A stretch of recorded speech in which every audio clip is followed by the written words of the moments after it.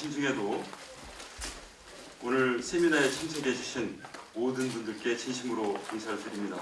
오늘 사회를 맡은 충남농업인소 사무처장 한강문입니다. 자, 우리 엄진영 박사님 앞으로 모시겠습니다. 힘찬 박수로 부탁드리겠습니다. 네, 안녕하세요. 네, 엄진영이라고 합니다. 저는 한국농촌경제연구원에서 왔고요. 저희 연구원은 저희 우리나라 그 농업 정책, 농촌 정책을 연구하는 기관이고요. 국무총리 산하연구기관으로 그렇게 되어 있습니다. 오늘 제가 부탁을 받았던 거는 강의가 60분이었는데 시간이 좀 많이 지난 것 같아서 제가 최대한 간략하게 짧게 하도록 하겠습니다. 그래서 농업 부분에 이제 외국인 근로자들이 많이 고용되고 있어요. 뭐 다들 아시겠지만 우리 농업 현장에 보면은 외국인들이 상당히 많이 있잖아요. 한국 사람보다 어떻게 보면은 외국인이 더 많다는 얘기들이 상당히 많이 들리기는 해요. 그래서 그 외국인 근로자 고용이 그러면은 지금 많이 되고 있는데 현장에서는 되게 문제점이 많다고 그러고 또 이제 정책 부분에서도 문제점이 많다라고 말씀들을 많이 하고 계세요. 그래서 오늘 제가 말씀드릴 내용은 농업 부분의 외국인 근로자 고용 실태가 어떠한지 그리고 정책적으로 문제가 어떠한지 그리고 이거를 좀 해결하려면 혹은 좀 문제를 완화하려면 어떻게 우리가 좀 개선해야 될 것인지 무엇을 개선해야 될 것인지에 대해서 말씀을 드리도록 하겠습니다. 그래서 오늘 목차는 크게 6가지 방향이고요. 처음 이제 이 연구의 배경에 대해서 간략하게 말씀드리고 현재 우리나라에서 합법적으로 외국인을 고용할 수 있는 제도들이 있거든요. 그 제도에 대해서 간략하게 제가 설명을 드리고 그 다음에 외국인 근로자 수요랑 공급이 어떠하고 근무 환경이 어떠하고 정책적인 한계와 그 다음에 향후 과제가 무엇인지 말씀을 드리도록 하겠습니다. 제가 사진을 2개를 넣었습니다. 첫 번째 사진은 양파 수확하는 작업이에요. 거기 보시면 아시겠지만 다 한국분들, 그러니까 밀짚 모자 쓰고 계시는 한국분들이 계시죠. 근데 아래 사진을 보시면은 보시는 것처럼 이 뾰족한 모자, 보통 베트남 분들이 많이 쓰시죠. 저런 분들이 이제 양파 작업을, 양파 수확하고 선별하는 작업을 상당히 이제 많이 하고 계신다는 것을 우리가 쉽게 알 수 있을 거예요. 그래서 저희 그 연구원에서 그 농민분들한테 의견을 좀 여쭤봤어요. 외국인 근로자가 많은 것 같으세요? 라고 여쭤봤더니 군산에 사시는 한 농민분께서는 제가 이제 따옴표로 말씀을 적어놨는데 언제부턴지 모르게 외국인이 많이 늘었다 그렇게 얘기하시고 부여에 계신 한 농민분께서는 외국 사람을 수시로 볼 수 있고 거의 모든 분야에서 일을 하고 있는데 농촌, 그러니까 농업 쪽에는 거의 한 70% 되는 것 같더라, 많더라 그런 말씀들을 많이 하셨습니다. 그래서 우리 농업 현장에서는 어느 순간부터 외국인들을 쉽게 볼 수 있고 쉽게 만날 수 있고 또 우리 집에서 그 노동자로 그렇게 쉽게 고용을 하고 있는데 이런 현상이 나타난 이유가 그럼 과연 뭘까? 외국인 근로자가 도대체 왜 이렇게 많이 증가를 하는 걸까? 우리나라 농업에서 그 의문을 가지실 수가 있겠는데 우선 뭐니 해도 일손 부족 문제라고 할 수가 있습니다. 여기서 지금 제가 그 표로 나타냈는데 농가 수의 변화를 보시면은 95년도에 우리나라 농가 수는 150만 원 정도 됐거든요. 근데 이제 이게 100만 원으로 떨어집니다. 2015년에 거의 100만 원으로 떨어져서 연평균 1.3% 정도 하락한 걸로 나오는데 그 농가들이 고용하는 노동력들이 있잖아요. 그러니까 농사를 지으려면 기계도 쓰지만 사람을 써야 되잖아요. 근데 이 사람을 조금 분리를 해낼 수가 있는데 어떻게 분리를 해낼 수가 있냐면 소위 말해서 우리는 가족노동력이랑 고용노동력이라고 말을 해요. 가족노동력은 어떤 사람이냐면 내가 농사를 지고 있으면 남편이 우리 집 농사를 같이 짓고 또 내 자식들이 농사를 같이 지으면 이 사람들은 내가 돈을 따로 주진 않잖아요. 우리 가족이 하는 거니까. 그래서 이 사람들은 가족노동력이라고 얘기를 하고 고용노동력은 어떤 사람이냐면은 우리가 그 일당을 주잖아요. 뭐 8만 원이든 9만 원이든 주거나 혹은 한 달에 뭐 150만 원씩 주거나 하는 사람들을 통틀어서 우리는 고용노동력이다 그렇게 정의를 하거든요. 그런데 여기서 보시면 아시겠지만 이 가족노동력과 고용노동력 모두 다 감소했습니다. 2007년도부터 16년 그 기간 동안 가족노동력 같은 경우는 연평균 2.7% 감소했고요. 고용노동력은 연평균 3.6% 감소했습니다. 이 감소폭을 보시면 아시겠지만 농가 수가 줄어드는 것보다 일손 들이 훨씬 더 많이 줄어들어요. 보통은 가족노동력이 많이 줄어들 수밖에 없는 게 그 다들 연세가 많이 드셨잖아요. 농가들 보면 다 60세 이상이시고 65세 이상이신 분들이 많은데 이분들이 줄어들기 때문에 이분들의 배우자나 이런 분들도 이제 돌아가시는 분들도 많이 생기고 해서 가족노동력이 그만큼 줄어드는 대신에 일반적으로는 고용노동력이 보충이 돼야 일손 부족 문제를 겪질 않는데 지금 우리나라 농업 일손 현장은 가족노동력도 줄고 그 다음에 임금 주고 돈 주고 고용하는 인력 그 전체 수도 지금 현재 줄고 있는 거죠. 그래서 이 아래에도 제가 써놨습니다만은 농업의 기계화에 따른 노동력 대체 현상이 일부 가능합니다. 그러니까 예를 들어서 농벼농사, 그러니까 쌀농사 같은 경우는 기계화율이 지금 현재 90%가 넘어가거든요. 그렇기 때문에 사람을 많이 안 써도 농사를 지으실 수가 있어요. 그런데 예를 들면 밭농사 같은 경우, 과수농사 같은 경우는 사람 손이 꼭 필요한 작업들이 많이 있어요. 예를 들면은 봉지 씌우는 것들도 사람 손이 필요하고, 그 다음에 뭐 가지 치고 순 따고 이런 것도 사람 손이 필요하죠. 기계가 다 해줄 수는 없기 때문에 이러한 품목 같은 경우에서는 그 모든 노동력을 기계로 이제 대체를 할 수는 없는데 고용 노동력도 줄고 가족 노동력도 전체적으로 다 줄고 있기 때문에 일손 부족 현상이 나타날 수밖에 없다. 그렇게 생각하시면 될 것 같습니다. 그래서 여기서도 제가 맨 아래에다 적어놨듯이 가족 노동력과 고용 노동력 대체 현상이 발생하지 않고 감소 속도가 더욱더 가파르게 감소했기 때문에 일손 부족 문제가 나타나고 그래서 내국인들로 다 채워지지 않으니까 이제 외국으로부터 사람들을 이제 와가지고 고용을 하게끔 그렇게 되는 거죠. 그래서 다음 장을 보시면은 그러면은 고용노동력이 그냥 다 줄어드는 거냐 무조건 다 주는 거냐 했을 때 저희가 우리나라에서 생산하는 통계들이 있어요. 통계청에서 생산하는 통계인데 그 통계들을 보시면은 그 고용노동력 그러니까 임금을 주고 고용하는 그 인력들 중에서도 조금 그 변화 양태는 조금은 달라요. 어떻게 다르냐면은 우리가 그 고용노동력을 크게 세 가지로 나누거든요. 세 가지로 나누는데 맨 위에 제가 적어놓은 것처럼 상용근로자, 임시근로자, 일용근로자로 보통 나눠요. 그래서 통계청에서 나오는 경제활동인구조사라는 자료에 보면은 상용근로자는 1년 이상 고용하는 사람 그리고 임시근로자는 1개월 이상 1년 미만으로 고용한 사람이 임시근로자고요. 일용근로자는 한 달 미만으로 그러니까 뭐 10일, 뭐 15일 이렇게 고용하는 사람을 일용근로자라고 하는데 이 고용노동력 중에서도 상용근로자, 임시근로자 수는 증가하고 있어요. 지금 제가 여기 그래프를 그려놨는데 지금 이게 선이 잘 안 보이실 텐데 상용근로자 지금 맨 위에 있는 게 2016년 선이고요. 맨 아래에 있는 게 2004년도거든요. 그리고 이 아래는 월별이어서 1월부터 12월까지 이 상용근로자 숫자를 나타내고 있는 건데 보시면 아시겠지만 16년도가 2004년도보다 훨씬 높게 나오죠. 그러니까 상용근로자는 증가하고 있는 추세이고 임시근로자도 마찬가지예요. 이 맨 위에 있는 게 2016년도 거거든요. 그리고 맨 아래에 있는 게 2004년도인데 2016년에 지금 증가하고 있고 그래서 상용근로자, 임시근로자는 증가하고 있지만 일용근로자 같은 경우는 맨 아래에 있는 선이 2016년이고 맨 위에 있는 게 2004년도 선이거든요. 그래서 일용 근로자는 계속 감소하고 상용 임시는 현재 증가하고 있는 추세입니다. 그래서 이러한 현상은 17년, 18년, 19년도 마찬가지고요. 그래서 이러한 상용 근로자랑 임시 근로자가 그럼 왜 증가하느냐? 전체적으로 고용 노동력은 다 줄고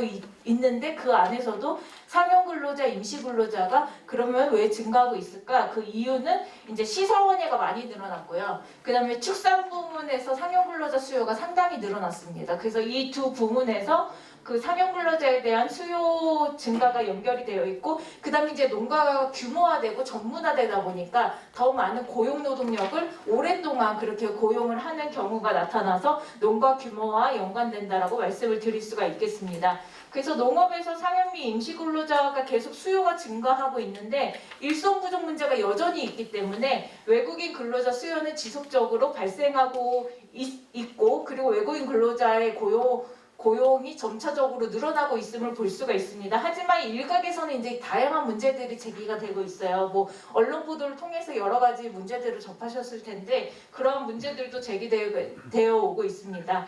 그래서 우리는 이제 외국인 근로자 고용 실태가 어떠한지, 그리고 고용 제도, 지금 현재의 제도의 한계가 어떠한지, 그리고 문제점이 뭔지 이것에 대해서 논의가 필요하다라고 말씀을 드릴 수가 있겠습니다.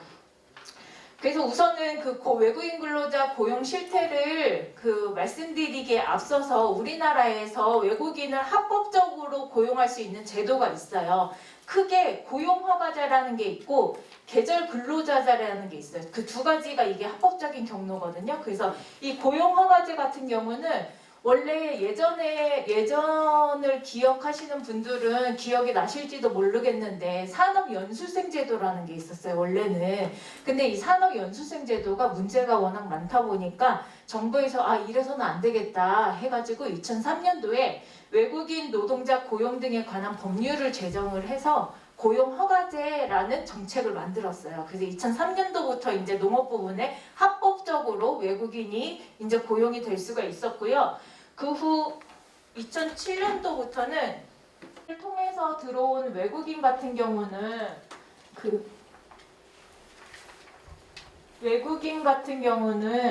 E9과 H2 이게 비자 종류거든요. 그래서 이 두 비자 종류로 들어올 수가 있는데요. E9 같은 경우는 완전 외국인들, 그러니까 뭐 베트남 사람, 태국 사람, 뭐 이런 사람들이고, H2는 우리나라 동포들 있잖아요. 중국에 계시는 조선족 분들이 우리나라 동포잖아요. 이 동포들을 위한 비자라고 생각하시면 될 것 같습니다. 그래서 농업 부분에서는 E9과 H2 이 두 사람들이 이제 이런 비자를 가지고 근무를 할 수가 있고요. 고용허가제 같은 경우는 무조건 1년 이상 고용을 해야 됩니다. 뭐 예를 들어서 내가 뭐 1개월, 2개월만 고용하고 싶다 해서 고용허가제를 이용할 수가 없고요. 무조건 1년 단위로 고용을 해야 되고, 한 번 고용허가제로 이 외국인을 고용을 하면은 3년을 기본적으로 고용을 할 수가 있고요. 플러스 1 플러스 10개월 해가지고 총 4년 10개월까지 고용을 할 수가 있습니다. 그리고 이 외국인 근로자 중에서 이제 성실하게 사업장에서 근무한 사람이 있을 거잖아요. 이 사람들 같은 경우는 출국해서 3개월 후에 다시 들어와가지고 또 다른 4년 10개월을 고용이 돼가지고 총 9년, 한 10년 정도까지는 고용을 할 수가 있어요. 그러니까 농가 입장에선 되게 좋은 거지. 예를 들어서 축산 같은 경우는 이 똑같은 노동자가, 그 외국인 근로자가 우리 농장에서 거의 뭐 3년, 4년을 일을 하면은 그만큼의 숙련도가 쌓이잖아요. 숙련도가 쌓인 근로자를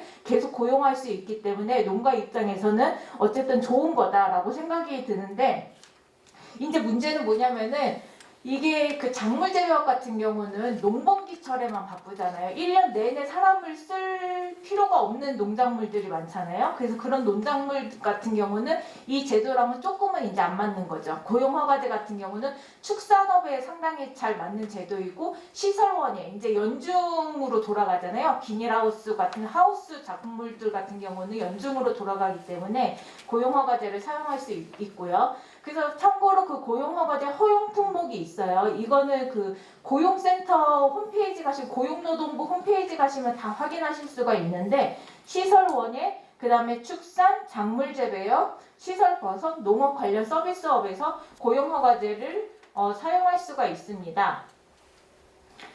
그리고 이제 다음으로 말씀드릴 거는 이제 계절근로자제인데, 계절근로자제가 가장 최근에 생긴 제도예요. 이게 처음에 2015년도에 생겼거든요. 참고로 충남, 충북에서는 지금 계절근로자제가 상당히 많이 하고 있거든요. 지자체에서 시행을 하고 있는데, 처음에 어디서 시작이 됐냐면 괴산군에서 시작이 됐어요. 괴산군에서 절임 배출을 하시는데 겨울철에 일손을 못 구하시는 거예요. 그래가지고 괴산군에서 법무부랑 같이 3개월 동안 한시적으로 고용할 수 있는 제도를 만드는 거예요. 그게 이제 계절근로자제거든요. 그래서 계절근로자제는 고용허가제랑 달리 3개월 고용할 수 있거든요. 외국인 근로자를. 근데 3개월보다 더 적게 고용하고 싶다, 그래서 나 계절근로자 하겠다 하면 그거는 안 됩니다. 최소 3개월 고용은 유지를 하셔야 되고요. 그 다음에 이제 새롭게 생긴 게 2020년도부터 시행될 예정이 비용이었던 282라고 제가 적어놨는데 이거는 5개월 비자입니다. 즉 다시 말씀드리면은 계절 근로자재를 신청하실 때 농가가 3개월 고용으로 신청하실 수도 있고 5개월 고용으로도 신청하실 수가 있는 거예요. 그리고 계절 근로자재는 각각의 지자체가 지원을 그러니까 신청을 하는 거거든요. 법무부로 신청을 하는 거기 때문에 만약에 그 지자체에서 시행이 안 된다고 하면은 계절 근로자재는 농가는 사용할 수가 없는 거죠. 그러니까 지자체에서 미리 신청이 돼야 시행이 될 수 있는 그리고 농가가 외국인 근로자를 고용할 수 있는 제도다라고 생각을 하시면 될 것 같고요. 그 계절 근로자제가 만들어진 이유가 그 기존의 고용허가제를 통한 외국인 근로자 도입이 이제 1년을 무조건 고용해야 되는 거잖아요. 고용허가제는. 그런데 1년이 필요 없고 나는 3개월 고용만 하고 싶다라고 하는 농가들을 위해서 새롭게 생겨난 제도다라고 생각하시면 될 것 같아요. 참고로 15년도에 처음 생겼고요. 19명으로 시작해서 2017년도에 본사업으로 이제 진행이 됐고요. 2019년 현재 3,600명 정도가 계절 근로자제로 입국한 것으로 그렇게 파악이 되고 있습니다. 그래서 정책에 대해서 이제 설명을 드렸고요. 그러면은 이제 다음으로 이게 왜 안 될까요? 네. 지금 고용허가제 외국인 근로자 이제 체류 현황인데요. 여기 이 그래프로 보시면 아시겠지만 상당히 가파르게 증가하고 있죠. 이 사람들은 다 합법적으로 들어온 사람들입니다. 그리고 1년 이상 고용된 사람들인데 처음에는 제가 기억하기 200명 정도에서 시작을 했다가 지금은 3만 명 정도 되거든요. 참고로 2019년 기준으로 3만 1,000명 정도 지금 체류하고 있고요. 고용허가제로 3만 1,000명 정도 체류를 하고 있는데 이 숫자가 되게 많은 것 같아 보이지만 농업 전체로 확대해 보면은 그 숫자가 그렇게 많지도 않고 농가들의 수요는 여전히 많습니다. 이게 다음 장에 보시면 아시겠지만 이 초록색 선이랑 보라색 선이 있잖아요. 이 초록색 선은 뭐냐면은 농가들이 신청한 건수입니다. 그러니까 내가 고용허가제로 1년 이상 외국인을 고용하고 싶어요라고 신청을 한 농가들 숫자가 이 실제로 배정된 숫자보다 훨씬 많다는 게 보이시죠? 그러니까 농가들의 수요가 여전히 많다라는 걸 알 수가 있고 그래서 지금 제가 여기다도 적어놨습니다만 고용허가제 외국인 근로자 초과 수요는 여전히 발생하고 있다. 그만큼 외국인 근로자에 대한 수요는 농가들의 수요는 여전히 많다라고 말씀을 드릴 수가 있겠고요. 계절 근로자제 같은 경우는 이제 시행된 지 얼마 되지 않았기 때문에 2017년도에 본사업이 됐거든요. 그래서 17년도 이후를 비교를 해보면은 농가들이 신청한 명수가 여기 초록색 선 마찬가지로 위에 있고 이 보라색 선이 계절 근로자재 도입 규모입니다. 즉 다시 말씀드리면 계절 근로자재에서도 농가들이 여전히 수요가 훨씬 더 높다라는 거죠. 실제로 배정된 것보다는 농가들 수요가 훨씬 더 높다. 그래서 외국인 근로자에 대한 농가들의 수요는 여전히 발생하고 있고 오히려 실제적으로 배정된 숫자보다 더 많이 증가하고 있다라고 말씀을 드릴 수가 있겠습니다. 그래서 이제 다음으로는 지금까지 우리가 그 정책이 합법적으로 외국인을 고용할 수 있는 정책이 고용허가제, 계절근로자제가 있고 여전히 농가들의 수요는 더 많다라는 것까지 알았는데 그러면은 이제 외국인 근로자 근무 환경, 그러니까 임금이나 뭐 근로 시간이나 고용 기간이 어떻게 되는지를 좀 살펴보면은 축산이랑 작물 재배업으로 좀 나눴습니다. 축산 같은 경우는 제가 말씀드렸던 것처럼 연중 고용을 일반적으로 많이 하긴 해요. 평균을 보시면 아시는데 전체 보면은 한 번 외국인 근로자를 고용을 하면은 13개월 정도 이제 고용을 하는 걸로 나타나요. 가장 적었던 건 한우 젖소 농가였는데 한우 젖소 농가를 제외하고 양돈이나 양계 농가 같은 경우는 거의 1년 가까이 외국인 근로자를 고용하는 것으로 나타났고요. 임금 같은 경우는 평균으로 따지면은 199.8만 원, 이게 2018년 기준입니다. 이 자료가 연구됐던 자료가 2018년도여서 18년 기준으로 말씀드리면 전체는 한 약 199.8만 원 정도 그렇게 지급되는 것으로 나타났고 가장 높게 지급되는 품목이 양돈 농가에서 외국인 근로자한테 월 평균 221만 원 정도 주는 것으로 그렇게 나타났습니다. 그리고 이 임금 순서를 보면은 양돈이 제일 많이 주고 그 다음에 한우 적소, 그 다음에 양계 농가에서 제일 낮은 임금을 주는 것으로 나타났고요.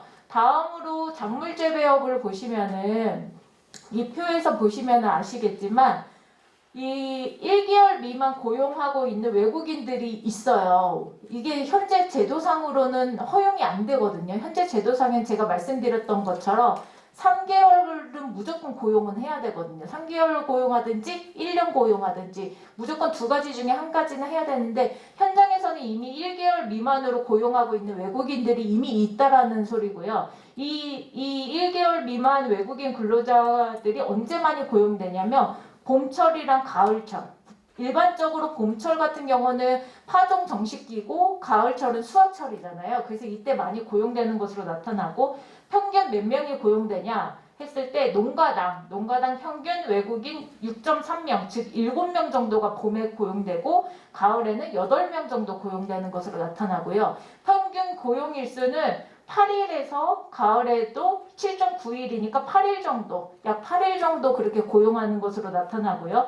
일당은 이제 얼마 주시냐고 저희가 여쭤봤을 때 일당은 봄철에는 79,000원, 가을철에는 83,000원. 이거는 평균값이기 때문에 지역마다 또 다 다르기 때문에 평균값이라는 것을 좀 알아주시면 좋겠고요. 그래서 대략 봄과 가을에 노동력을 가장 많이 고용하고 그 다음에 임금도 가장 높다라고 말씀을 드릴 수가 있겠습니다. 그 다음에 이제 한 달 이상 3개월 미만 고용하는 이제 외국인 근로자 수를 평균을 냈어요. 평균을 냈는데 봄철을 제외하고는 대략 한 4명 정도, 농가에 4명 정도 그렇게 고용하는 것으로 나타나고요. 고용일수 같은 경우는 보면은 평균적으로 50일에서 56일까지 나타나고요. 월급은 대략 151만 원에서 제일 많이 줄 때가 179.8만 원까지 주는 것으로 나타나고 3개월 이상 1년 미만으로 고용하는 사람들이 평균적으로 고용하고 있는 농가당 평균적으로 한 3명에서 4명 정도고요.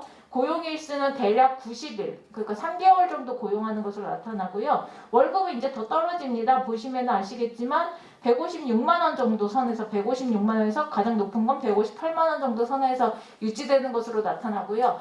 그 작물재배업이랑 축산업을 비교해보면 아시겠지만 작물재배업 월급이 훨씬 더 낮아요. 그러니까 일당은 되게 높은데 월급제로 가면은 오히려 축산이 더 월급을 많이 주고 있죠. 그래서 외국인 근로자들이 사업장 이탈을 어떻게 하냐면 처음에 우리나라에 와서 노지 채소로 제일 먼저 간대요. 저희가 현장의 농가분들을 그 인터뷰하고서는 그 내용을 알게 됐는데 처음에 노지 채소로 오시고 그 다음에 시설 원예로 가시고 시설 버섯으로 가시고 그 다음에 축산으로 가고 최고 맨 마지막으로 가는 게 양돈 농가라고 그러더라고요. 그래서 왜 그렇게 이동하냐고 저희가 농가분이랑 외국인 근로자들한테도 다 여쭤봤더니 하시는 말씀이 결국에는 임금 차이로 그렇게 움직이신다라고 얘기를 많이 하시더라고요. 그래서 작물재배업 같은 경우는 그 임금이 상대적으로 축산업보다 조금 낮기 때문에 외국인을 배정받아도 외국인이 이탈할 확률이 조금 더 높다라고 말씀을 드릴 수가 있겠습니다.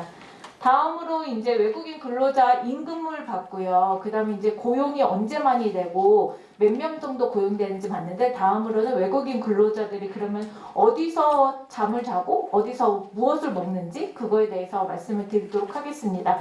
우선 주거시설 같은 경우는 농업 관련 사업장이라는 게 이제 밭에서 일을 하시는 거잖아요. 이 외국인 근로자분들도 그렇기 때문에 이 사업장들이 다 산재해 있어요. 지역적으로 어느 한 곳에 공장처럼 한 공장이 있고 기숙사 져놓고 거기서 계속 컨베이어 벨트가 돌아가는 시스템이 아니잖아요. 농업일이. 그렇기 때문에 작업장이 워낙에 산재해 있어서 농촌 지역 내에서 이동이 쉽지가 않아요. 그러니까 거리가 되게 멀잖아요. 그렇기 때문에 그 작업장에서 가장 가까운 곳에 이제 숙소 시설을 보통은 마련을 많이 해놓으세요. 농가분들이. 그러면 외국인 근로자들이 이제 거기서 숙식을 하게 되는데 그 외국인 근로자가 숙박을 개인적으로 구하기 어렵기 때문에 농가가 일반적으로 숙박을 이제 제공을 하고 있고요.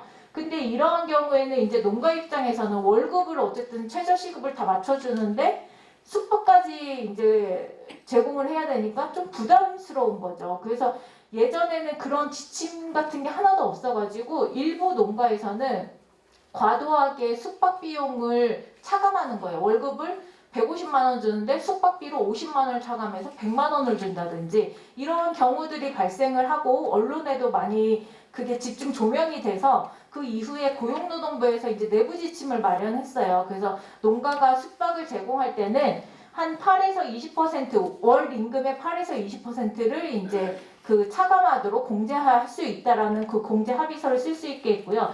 숙박이랑 식비랑 다 같이 공제할 때는 월 임금의 13에서 20%까지 공제를 할 수 있다. 그러니까 대신에 합의서는 외국인 근로자와 농가 간의 합의서는 꼭 그게 있어야 되고요. 합의서가 있다는 전제하에서는 이 정도 금액을 공제할 수 있다라고 내부 지침을 좀 정해놨고요. 계절 근로자들 같은 경우는 내부 지침이 따로 없어가지고 농가 자율로 맡겨두고 있는데 대부분의 농가는 숙박과 식비를 무상으로 그렇게 지급하는 것으로 파악이 되고 있습니다. 근데 이 부분 같은 경우도 최저시급이 워낙에 이제 많이 올랐기 때문에 2018년도 이후에 그 계절 근로자들 농가도 일부는 그 숙박비를 좀 차감하는 경우도 발생하고 있다라고 저희가 그렇게 파악을 하고 있습니다. 다음으로 이제 보험인데요. 외국인 근로자를 이제 고용을 하려면은 고용허가제 같은 경우는 되게 이렇게 정부에서 이렇게 틀을 다 만들어놨습니다. 그래서 이런 보험은 꼭 가입해야 돼요라는 게 있는데요. 그 보험이 뭐냐면 출국 만기 보험이라는 게 있고요. 보증보험, 귀국 비용 보험, 상해보험, 그다음에 이제 4대 보험을 들도록 그렇게 해놨어요. 해놨는데 이제 예외 조항이 있는데 산재랑 고용보험이랑 국민연금 같은 경우는 5인 미만 사업장에는 적용이 안 돼요. 그러니까 대부분의 농가들이 산재랑 고용보험, 국민연금을 거의 다 들지 않고 있어요. 왜냐하면 상여근로자가 5인이 안 되는 농가들이 훨씬 많기 때문에 들지 않고 있고요. 근데 이제 문제가 뭐냐면은 산재보험도 안 들고 그러면 이제 건강보험이라도 들어져 있어야 되는데 건강보험 같은 경우도 근로자랑 사업주가 그 정해진 비율에 따라서 돈을 내야 되는 거거든요. 보험료를 내야 되는 건데 외국인 근로자도 원치 않고 사업주도 원치 않아서 건강보험을 드는 비율이 또 되게 낮아요. 그러니까 외국인 근로자가 산재보험도 없고 건강보험도 없고 이런 경우는 이제 아프거나 혹은 사업장에서 다쳤을 때가 이제 상당히 문제죠. 그래서 실제적으로 저희가 1인에서 4인 사업장을 좀 개수를 살펴봤더니 7,283개의 사업장이 있더라고요. 농업 부분에서. 그래서 이분들 같은 경우는 이제 여기에서 근무하는 외국인 근로자들은 산재보험 혜택에 사각지대에 있는 사람이고 아파도 병원에 갔을 때 치료비 마련이 상당히 부담스러워. 농가 입장에서든 외국인 근로자 입장에서든 그리고 근데 이제 계절 근로자제 같은 경우는 이러한 그 고용허가제에서 산재보험 처리에 문제가 있다라는 걸 알고 계절 근로자제는 이제 나중에 생긴 거잖아요. 그래서 산재보험을 고용주가 의무적으로 가입하도록 만들어놨습니다. 뭐 5인 미만은 예외 이런 거 두지 않고요. 계절 근로자제 신청하면 산재는 무조건 하도록 그렇게 조치를 해놨고요. 그런데 이제 계절 근로자들도 마찬가지로 문제는 뭐냐면 일상생활에서 이제 아플 때 있잖아요. 뭐 배 아프거나 뭐 머리 아프거나 그럴 때 우리가 뭐 내과나 가정의학과 많이 가잖아요. 그런데 이제 외국인 근로자들은 그런 거를 못 가는 거죠. 가려면은 그 보험료가 적용이 안 되는 금액을 다 지불을 하고 가야 되기 때문에 이러한 문제는 여전히 있다라고 말씀을 드릴 수가 있겠습니다. 그러면은 이제 그 고용 정책에서 그러면 이제 고용 허가제랑 계절 근로자제가 있는데 그러면 이제 정책의 한계들이 그럼 뭘까? 현장이랑 맞지 않는 부분들이 뭘까라고 했을 때 말씀드리면은 첫 번째로는 이제 외국인 근로자 쿼터가 설정이 돼요. 그러니까 고용 허가제랑 계절 근로자제를 농가들이 다 신청한다고 들어올 수는 없고요. 매년 들어오는 명이 정해져 있어요. 그래서 고용허가제 같은 경우는 2015년 이후로 대략 6,000명 정도 선에서 유지가 되고 있거든요. 그러니까 매해 6,000명씩 새로 들어오는 거고요. 계절 근로자제도 마찬가지로 쿼터를 막 아주 강하게 두고 있진 않지만 어쨌든 전체적인 규모는 규정을 하고 있는데 대략적으로 지금 현재까지는 한 3,000명 정도에서 4,000명 정도 그 사이로 유지를 하고 있는 것 같습니다. 그런데 이제 고용허가제 그 쿼터 규모가 제가 아까 전에도 그 그래프 보여드렸던 거 기억이 나시죠? 농가들 수요가 실제 배정된 숫자보다는 훨씬 많다라는 거를 기억이 나시죠? 그래서 그 쿼터 설정이 여전히 좀 적다, 농가들 수요를 다 반영하고 있지 못하다 이런 그 지적들이 상당히 많이 있고요. 그래서 그 실제 수요를 반영하지 않고 그 쿼터를 설정할 때 사용되는 통계들이 조금은 농업 부분에 약간은 불리하기 때문에 그래서 그런 부분들은 좀 개선이 이루어져야 된다라는 점이 있고요. 두 번째 같은 경우는 이제 그 농가들 이제 사이드인데 그 고용허가제를 신청해서 외국인 근로자를 배정받으려면 점수를 받아야 되거든요. 점수제로 해서 점수가 높을수록 내가 외국인 근로자를 배정받을 확률이 상당히 높아져요. 그런데 아주 일부 농가입니다. 대부분의 저희가 만나뵀던 농가분들은 다 잘해주시는 분들이 훨씬 많긴 했는데 일부 농가에서는 조금 이제 문제가 있는 농가들이 있는데 그거와 관련해서 점수제 그 지표에 대해서 조금 조정할 필요가 있습니다. 예를 들면 그 여성 외국인 근로자들이 성폭행을 당하는 사업장들이 있어요. 그런데 그 사업장 같은 경우는 그냥 5점 감점만 지금 되고 있거든요. 5점 감점만 되고 다음에 다른 데서 점수를 채우면 외국인 근로자를 여전히 받을 수가 있는 거예요. 그래서 이러한 부분들은 문제가 되기 때문에 왜냐하면은 성폭행이라는 거는 엄연히 이제 범죄잖아요. 범죄 사실이기 때문에 이러한 점수제들은 조금 좀 조정하는 게 필요하다라고 말씀을 드릴 수가 있고 임금 체불하는 이제 농가들이 있어요. 외국인 근로자들한테 이제 월급을 뭐 한 달이고 뭐 1년이고 안 준 농가들이 있는데 이러한 농가들 같은 경우도 한 건당 0.2점 감점이에요. 0.2점이면 아주 작은 그 숫자거든요. 그래서 이러한 부분들을 조금 실효성 있게 가져가야 된다라는 사실이고요. 세 번째 같은 경우는 이제 외국인 근로자 고용에서의 관리 감독의 한계 미비점인데 그 고용허가제에서 농가들이랑 외국인 근로자들이 가장 많이 다툼이 발생하는 게 뭐냐면은 월급 문제예요. 월급. 내가 몇 시간 일했는데 돈 안 줬다. 농가는 나는 돈을 다 줬다. 여기서 이제 문제들이 많이 발생을 하거든요. 그리고 이제 제가 좀 전에 말씀드렸던 불법적인 상황, 그러니까 예를 들면 임금을 체불한다라든지 아니면 여성 외국인 근로자들이 뭐 성폭행을 당했다라든지 이러한 불법적인 상황이 발생할 때 이거를 즉각적이고 실효성이 있게 중재할 수 있는 기구가 필요하거든요. 근데 실제적으로 그 제도권에서는 그 중재할 수 있는 기구를 마련해 놓기는 했어요. 없지는 않아요. 제가 여기도 적어놨지만 고용센터가 있고요. 그다음에 고용 체류 지원 사업이 있고 그다음에 외국 인력 지원 센터가 있고 외국 인력 상담 센터라는 것이 있어요. 그런데 이러한 센터들이 실제적으로 농가랑 외국인 근로자들의 어떤 노동 쟁의나 갈등을 실제적으로 해결을 못하는 이유가 뭐냐면은 이 고용센터가 숫자가 너무 적어요. 그러니까 이 사람들이 그 농업 부분에서 외국인 근로자를 고용한 농가들을 보면은 대부분 다 한두 명 상시 고용을 하고 있는 거거든요. 뭐 10명, 15명씩 고용하고 있는 농가는 아주 일부 농가이고 대부분은 다 적게 고용하고 있는데 지역적으로는 다 펼쳐져 있죠. 그러니까 산재에 있기 때문에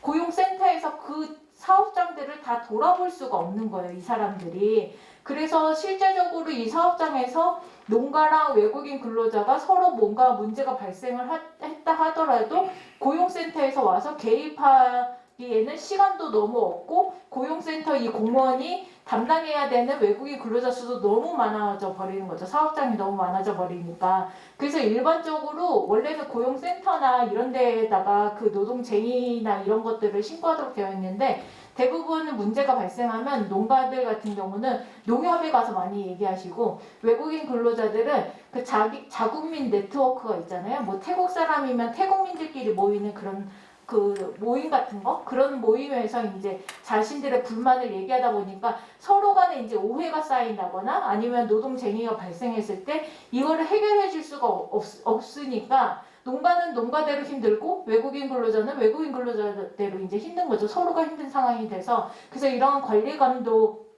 시스템이 실효성이 있게 즉각적으로 그렇게 워킹하기에는 작동하기에는 한계가 있다라고 말씀을 드릴 수가 있겠습니다. 다음으로는 그 농업노동력 인력 청사진이 상당히 필요한데 왜냐하면 일손 부족 문제는 고질적으로 우리가 늘상 겪는 문제거든요. 매년 발생하고 특히 봄철, 가을철에 신문에 엄청 많이 나오잖아요. 올해 농사는 또 일손이 없다. 외국인을 어떻게 조달할 거냐 이런 얘기들이 많이 나오는데 그 농업 정책에 있어서 보면은 농업 인력 정책을 따로 세우지를 않아요. 그리고 현재 있는 외국인 근로자 제도 같은 경우도 보면은 이 고용 허가제가 여기 있고요. 계절 근로자제가 있는데 고용허가제의 주무부처는 고용노동부예요. 그리고 계절 근로자제의 주무부처는 법무부고, 그럼 농식품부는 뭐 하냐 했을 때 농식품부는 이제 협조를 하는 거죠. 협의를 하는 거죠. 우리 농업 부분에 일손이 많이 부족하니 좀 외국인을 많이 늘려주세요 라고 그렇게 이제 고용노동부나 법무부에 이제 요청하는 그런 역할인데, 우선은 이 표를 보시면은 아시겠지만 이 빨간색 선은 계절 근로자제 관련된 부처이고요. 파란색 선은 고용허가제에 관련된 부처를 나타내고 있습니다. 그래서 여기서 이 전체적으로 보시면 아시겠지만 부처 간 이해가 다 달라요. 예를 들면은 농림축산식품부 같은 경우는 농업 일손 부족이 워낙에 현안이고 시급하기 때문에 최대한 외국인 근로자를 많이 확보하려고 해요. 그런데 이제 고용노동부 같은 경우는 고용노동부 입장에서는 외국인 근로자도 중요하지만 내국인 노동시장도 너무 중요한 거예요. 정책에 있어서. 그러면 이 농업 부분에서 어쨌든 내국인이 와서 일을 하는 구조이긴 한데 이거를 외국인들이 다 잠식하는 거 아니냐라는 우려가 있기 때문에 거기서 이제 부처 간의 이해라고 할까요? 부처 간의 그런 바라보는 관점이 조금은 다르기 때문에 거기서 이제 충돌 지점이 발생할 수가 있는 거고요. 두 번째 같은 경우는 이제 제가 말씀드렸지만 고용허가제는 1년 이상 고용을 해야 되고 계절 근로자제는 3개월을 무조건 고용해야 되는데 실제로 농가들이 일손 부족을 가장 많이 경험하는 그 고용 형태는 하루 단위로 고용하는 근로자들 부족이 상당히 큰 거죠. 그러니까 뭐 예를 들어 수확철이면은 수확철도 뭐 한 달 내내 쓰는 건 아니시잖아요. 보통은 뭐 일주일이든 10일이든 20일이든 그렇게 쓰는데 그러는 한 그 일손 부족 자체가 그 10일 우리 집에 와서 10일이라고 20일이라는 이러신 분들이 거의 다 70대 할머니 분들이시라는 거예요. 60대 70대 할머니 분들인데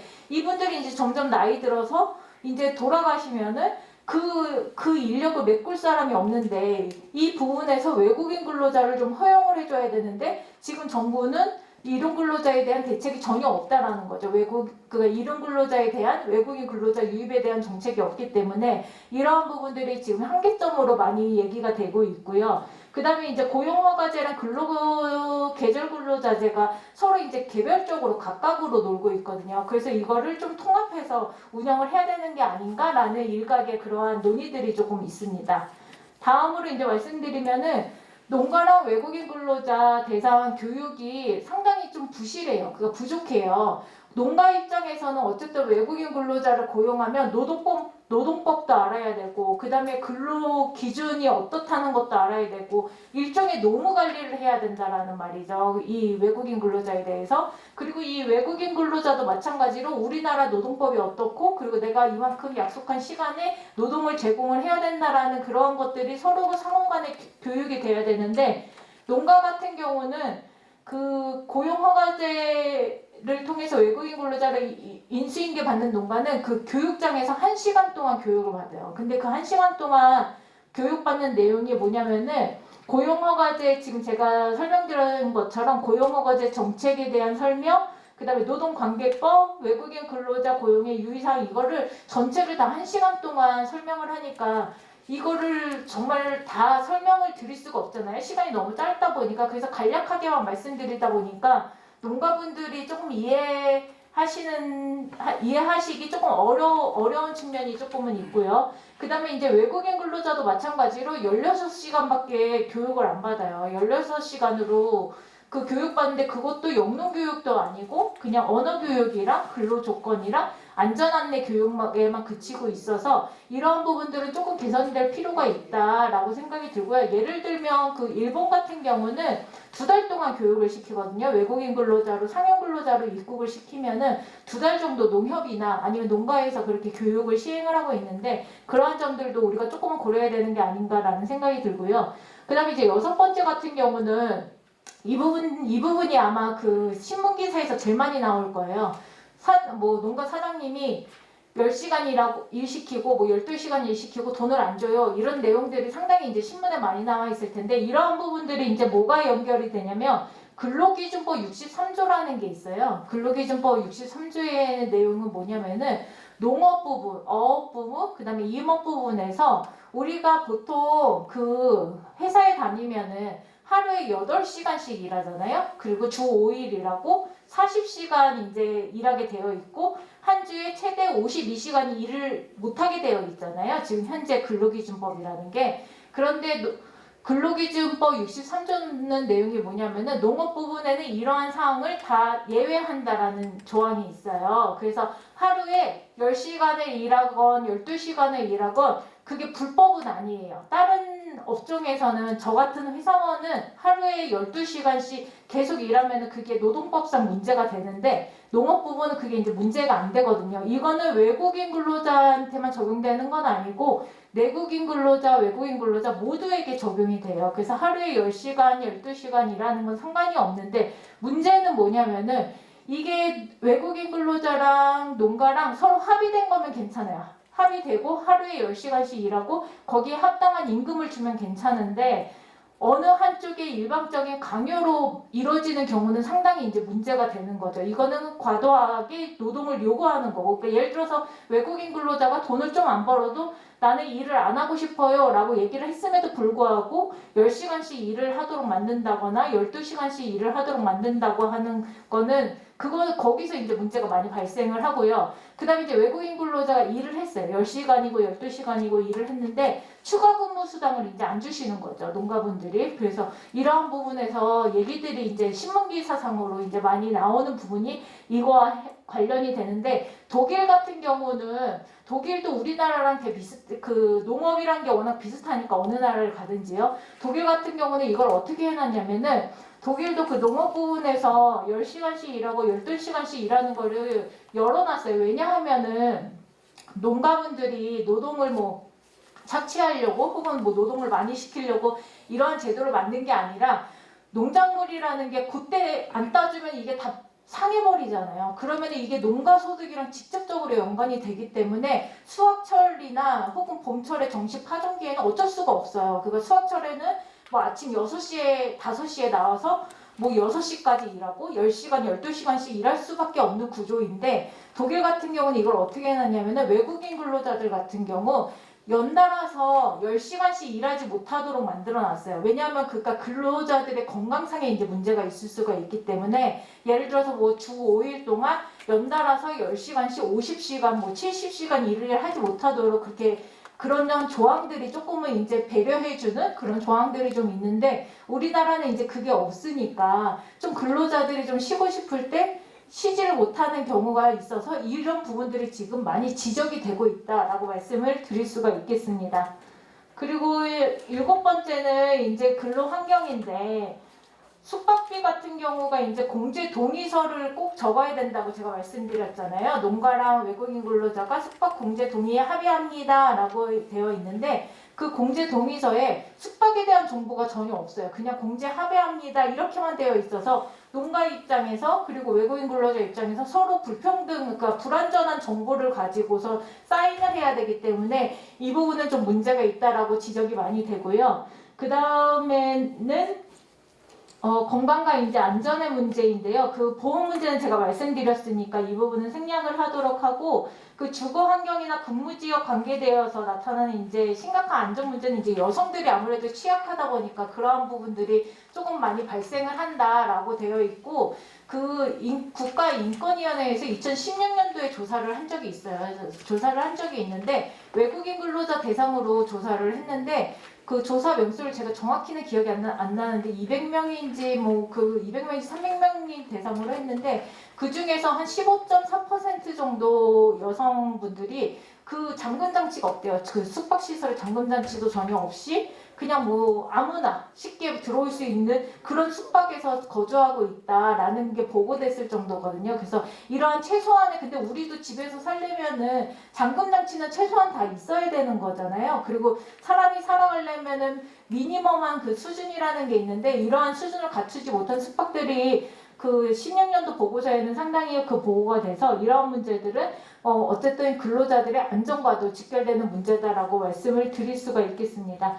그래서 향후 이제 그러면 이런 문제점들을 이제 우리가 알았고 그러면 이제 앞으로 어떻게 해야 되냐, 어떻게 이걸 해결해야 될 거냐라고 했을 때 첫 번째로는 우선 인력 계획 운영 정책을 농림부에서 어쨌든 주도적으로 그거를 전체적으로 생각을 해야 되고요. 그 다음에 이 정책을 토대로 고용노동부랑 법무부랑 이제 부처 간에 조율을 하는 게 상당히 필요하다라고 말씀을 드릴 수가 있겠습니다. 그리고 특히 제가 두 번째 동그라미에다 적어놨는데 현장과의 간극을 줄여나가기 위한 노력이 필요한데 그 말씀드린 것처럼 지금 고용허가제랑 계절근로자제는 일용근로자 부분은 아예 커버를 못하고 있거든요. 근데 실제 현장에서는 고용을 하고 있단 말이죠. 그래서 이러한 부분들은 지금 정책적으로 비어있기 때문에 이걸 어떻게 해결을 할 것인지 좀 풀어가야 될 것인지 논의가 필요하고요. 그 다음에 외국 인력 도입 규모 논의에 있어서도 그냥 그때그때 필요한 숫자를 뭐 도출하는 게 아니라 장기적인 인력 정책 계획 하에서 그렇게 수립되어야 된다라고 말씀을 드릴 수가 있겠습니다. 이 부분은 시간 관계상 좀 건너뛰고요.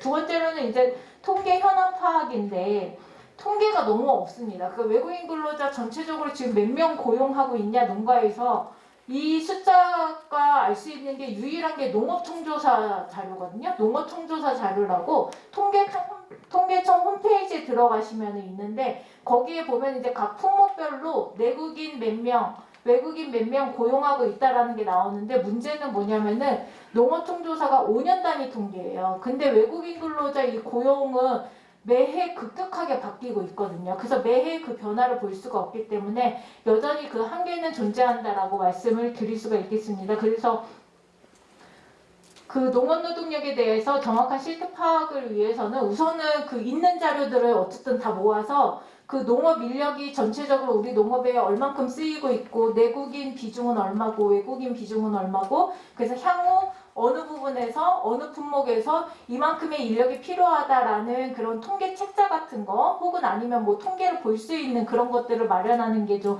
필요하지 않나라고 생각이 듭니다. 그래서 이러한 경우 같은 경우는 중앙정부가 다 할 수가 없기 때문에 그 각각의 시군 지자체들과 연동이 돼서 정기적으로 현황조사랑 분석을 하는 게 필요하지 않나라고 생각이 듭니다.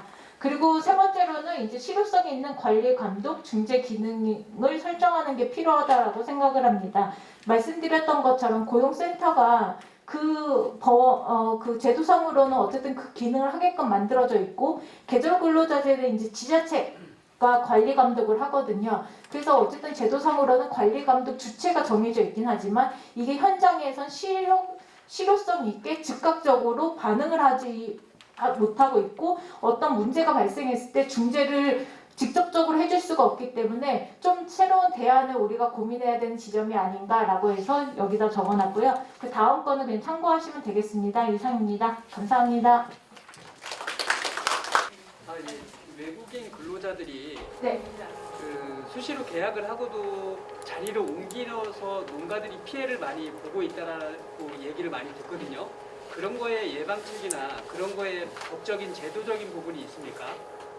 그 농가들을 움직이는 그 외국인들 같은 경우는 이제 조금 구분을 이제 해야 될 것 같은데요. 그 합법적인 고용 경로를 통해서 고용되는 외국인이랑 이제 우리가 소위 말하는 인력 속에서 통해서 이제 고용되는 외국인들이 있잖아요. 이분들은 제도권에서 아직은 허용되고 있지 못한 외국인이에요. 그래서 이 합법적으로 이제 제도권에서 허용되는 외국인들 같은 경우는 제가 발표 중에 그 말씀드렸던 것처럼 임금 격차에 따라서 품목을 옮겨 다녀요. 품목을 옮겨 다니면 농가 입장에서 상당히 피해가 많거든요. 특히 이제 작물 재배업 쪽에서는 피해가 많기 때문에 그래서 그러한 외국인 근로자들은 조금 나중에 그러니까 어쨌든 농가에 피해를 주고 불이익을 주는 외국인들에 대해서는 조금 제재가 필요한 거 아니냐라고 저희가 그렇게 제안을 하고 있는데 아직까지는 제도상으로는 그런 외국인들에 대해서 이러한 제재를 준다라고 명시적으로 된 거는 없고요. 다만 이제 외국인 근로자들이 고려할 수 있는 거는 뭐냐면은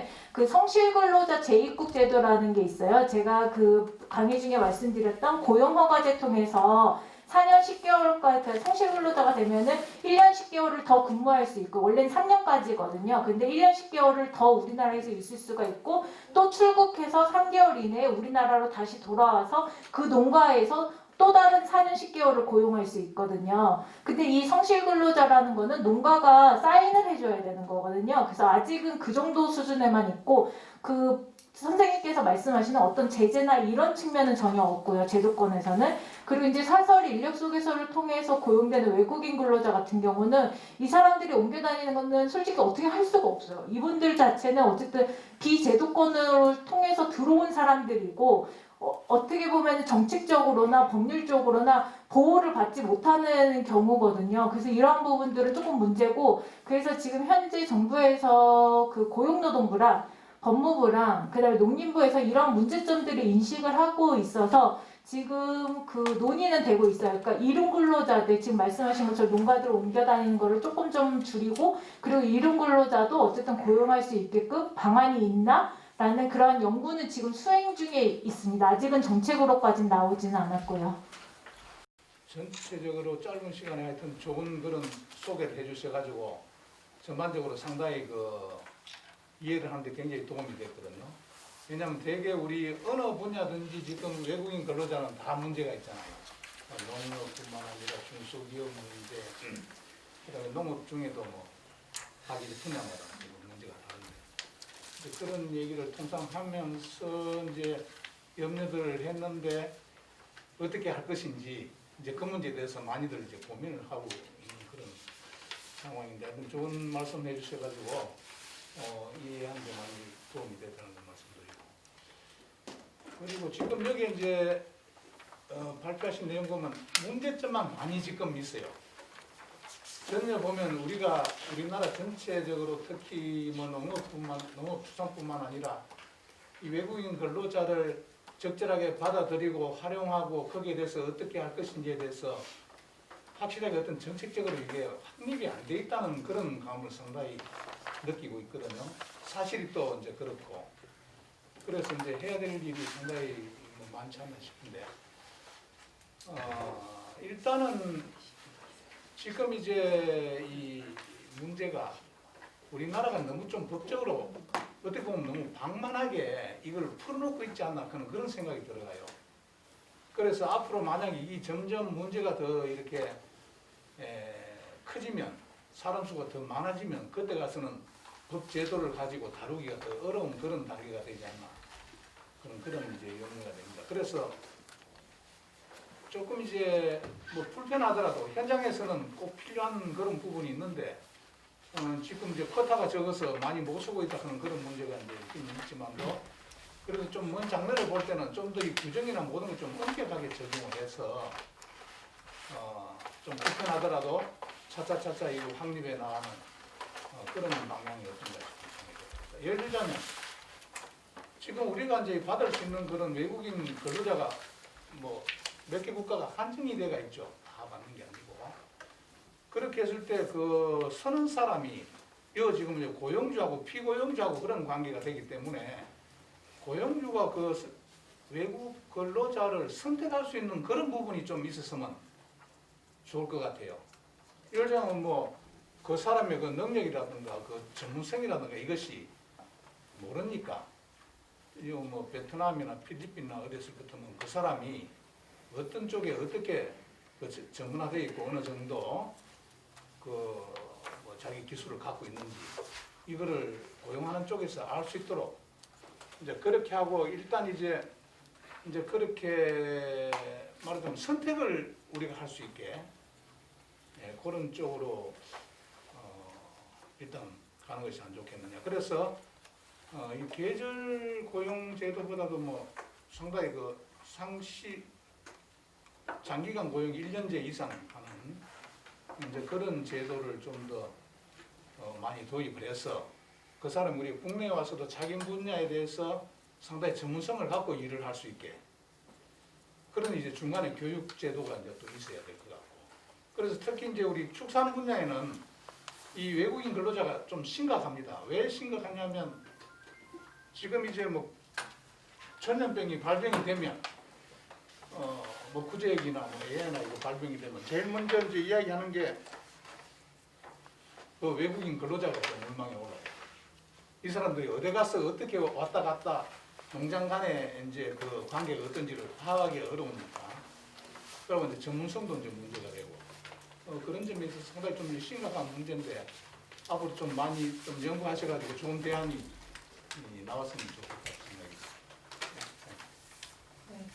그 말씀해주신 거에 대해서 말씀을 드리자면은 뭐 말씀해주신 거에 저는 전적으로 다 동의를 하고요. 동의를 한다는 말씀을 먼저 드리고, 좀 더 이걸 제재를 좀 강하게 어쨌든 더 해야 되는 거 아니냐. 외국인 근로자들 수요가 물론 많기는 하지만 이 부분에 대해서 조금 고려를 해야 되는 거 아니냐라고 이제 말씀을 주셨는데 그 고용허가제라는 것 자체가 처음 출발이 이게 농업 부분만을 위한 제도가 전혀 아니었어요. 농업을 위한 제도가 아니라 제조업이랑 그다음에 이제 서비스업 있잖아요. 뭐 음식점 같은데 그런데 이제 서비스업을 위한 제도다 보니까 제조업 같은 경우는 이게 공정이 다 예상이 되거든요. 대략 뭐 제품을 만들어낼 때 이만큼은 몇 시간이 필요하고 몇 명이 필요하고 1년 고용이 가능하고 이런 게 다 예측이 되는 시스템이거든요. 그래서 제조업을 위한 제도를 이제 농업 부문으로 끌어다 오다 보니까 이제 문제가 조금씩 발생한 거죠. 축산 같은 경우는 선생님께서 말씀하신 것처럼 연중 고용이 이제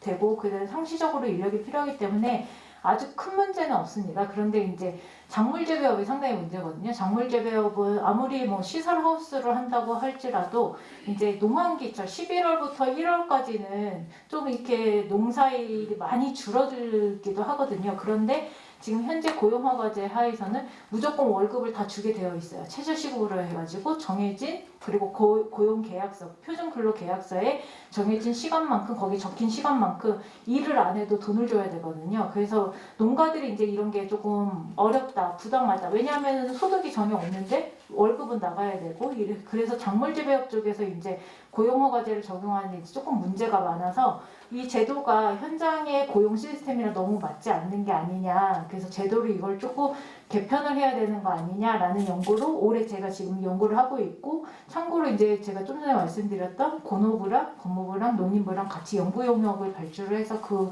연구도 진행이 되고 있거든요. 그래서 작물 재배업 쪽은 그런 쪽으로 이제 좀 풀어야 되고 축산 같은 경우는 그 고용허가제로 충분히 이제 커버가 될 수 있는데 축산농가들의 대부분의 의견은 뭐냐면 인력이 너무 없다는 거예요. 그러니까 내국인은 아예 오려고 생각도 안 하고 250만 원 줘도 안 온다고 그러시더라고요. 그래서 내국인들 안 오니까 결국에는 외국인을 채워줄 수밖에 없는데 그 고용허가제를 신청을 해도 행정 절차가 너무 복잡하다는 거예요. 출입국 사무소를 갔다가 여기저기 전화를 하셨다가 이래야 돼서 이런 부분들을 좀 개선이 돼야 될 필요성이 있어서 이러한 그 수요들을 조금 풀어주는 정책을 먼저 해야 될 것 같다는 저는 생각이 들고 그리고 나서 차후에 이제 선생님이 말씀하신 이제 제재를 한다든지 그러니까 미등록 외국인 근로자 수가 이게 너무 많아져 버리면 정말 이 정부에서 이거를 어떻게 할 수가 없거든요. 이 사람들을. 그래서 이러한 부분들 같은 경우는 이제 불체자들 뭐 단속이라든지 그런 것들을 이제 좀 강화하는 방안으로 이게 같은 방향으로 이 두 가지가 같이 가야지 불체자 단속만 강하게 하면은 농가들 수요는 여전히 발생하고 있기 때문에 어떻게 해서든지 미등록 외국인 근로자들을 들여와서 고용을 하실 거거든요. 그래서 정책적으로 좀 풀어주는 수요를 풀고 그다음에 미등록 외국인 공급을 좀 차단하는 그런 정책이 동시에 가야 된다라고 그렇게 말씀을 드릴 수가 있을 것 같습니다. 네, 긴 시간 들어주셔서 너무 감사합니다. 감사합니다.